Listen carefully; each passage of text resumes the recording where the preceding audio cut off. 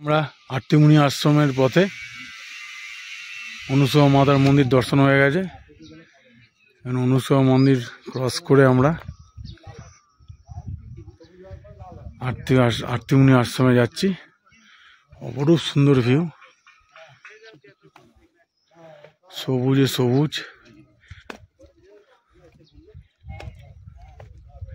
আবার প্রকাশজি আসছে, প্রকাশজির সঙ্গে কিছুক্ষণ আগে কথা হলো। এখন আমরা চলেছি গভীর জঙ্গলের মধ্যে দিয়ে আরতিমুনি আশ্রমে।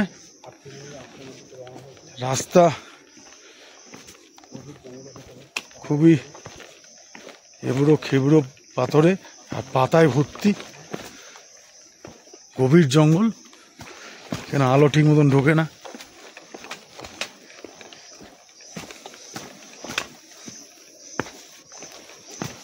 আমরা আরতিমুনি আশ্রমের দিকে প্রায় চলে এসেছি, আর 50 মিটার মাত্র। এইদিকে আরতিমুনি নামছে, ওইদিকে রুদ্রনাথ ট্রেক আরম্ভ হচ্ছে। রুদ্রনাথ ট্রেক শুরু।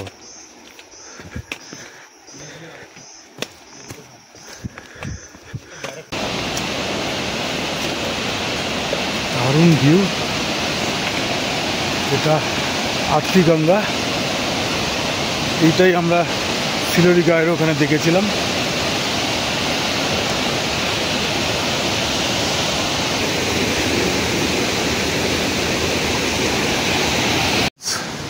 আমরা আরতি বসের সামনে চলে এসেছি। অসম্ভব সুন্দর ভিউ।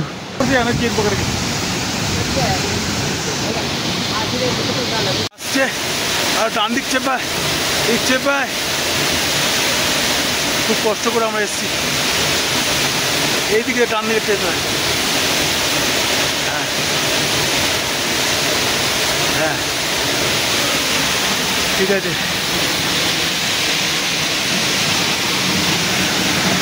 এই যে আনন্দদা, ও এ জীবনে যা পাওয়া এর শেষ নেই, অরূপ। তোর জন্য আজকে এটা জানতে পেরেছি, সত্যি ভাই খুব কষ্ট করে উঠেছি আর দেখলাম এটা। ও নিচ দিয়ে একদম হামাগুড়ি দিয়ে এলাম, দিয়ে আরতি পথের সামনে এসছি। এখানে উপর থেকে পড়ছে, প্রচণ্ড রিস্ক, কিন্তু যা পেলাম এ কল্পনামতী।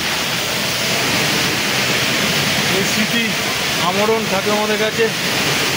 সবাইকে দেখাতেও পারবো, সবাইকে জানতেও পারবো যে কত ইয়েতে আমরা গেছি। দীপক পুজো দিচ্ছে এখানে,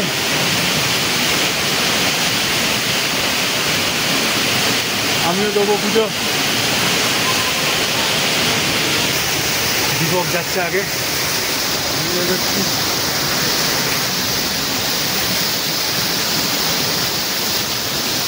জয় বাবা আরতিমুনির জয়, জয় বাবা আরতিমুনির জয়।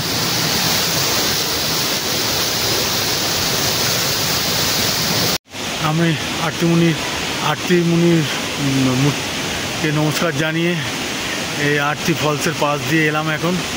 এখন এই নিচে নামবো, এই রাস্তা প্রদক্ষিণ করে এই রাস্তাকে দিয়ে নামছি। অসম্ভব সুন্দর, এটা আরতি ফলস। আমরা প্রদক্ষিণ করলাম ওপর থেকে, এই ওপর থেকে নামলাম, আবার ওপর থেকে আরতি ফলসের জল নিচে পড়ছে।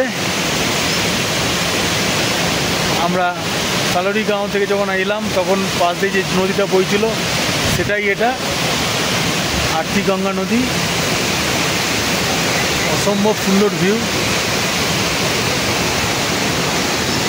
জলের উপরে দাঁড়িয়ে আছি, কি ঠান্ডা জল, অসম্ভব সুন্দর দৃশ্য।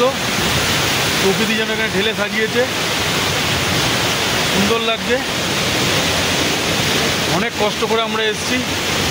এই আবার তাহলে উঠতে হবে ভাই, অনেক কষ্ট উঠা, আবার পা স্লিপ করবে, এদিক দিয়ে যাওয়া যাবে না।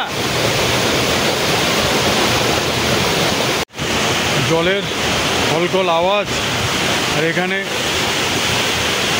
দীপক হাঁটছে আবার ওইদিকে, পার হওয়ার চেষ্টা করছে। আমিও যাব, ভিডিও করে নিই। এখানে একটু শুয়ে পড়েছি, অপরূপ সৌন্দর্য।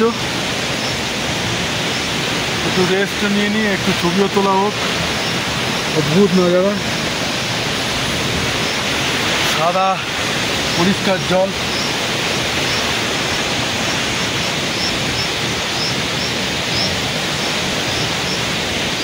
এবার আমাকে যেতে হবে, সবাই রেগে যাবে আমার উপর।